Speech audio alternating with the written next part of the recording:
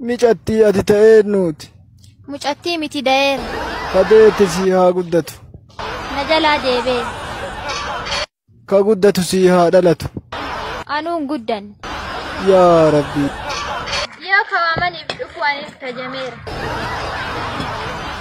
Micatti attam si uume. Akka baraati. Bara keessanii hool. Keessan kareetii. Cite ati. Citu warra kiyyaaluyyuu lama ta'a. Laftana si qabadhe. Lafti warra kennaa hanqatteetti. Kennee galaa barcuma qabadha. Micatti si dhiise. Si shawuu pirezidaantiin keenya waan inni jedhe nageenya. Maal jedhe immoo laatannoo wansaan dhuunfansaa waanuma gudiidha. Qotaa albuuda baasaa garuu mootiin hin nyaatinaa jedhe.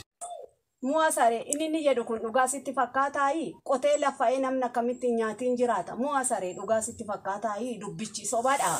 Silmayyuu nu warra bara ila sillaasee barate wayyaa utuu aangoo nu laatan. Nuni mee giiftii ko yeroo bara dargiisaa barate wayyaa eenyutu nuun qixxaataa muu ila sillaasee erettoo. Kottu kan Ingilizii wal dorgomna abbaa caalu laallaa. Jedhi kaa calqabe. Kaatti duugii kana beektaare. Kana warruma baranee gaafadhu nuunoo bibishaataadhaaf. Suma kana yunaa deebis warra dargii warra seeraan sanatti ala. Kun immoo sibbilii.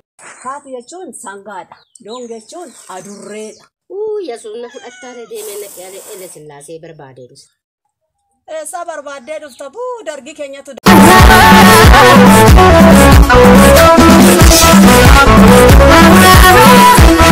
Oh,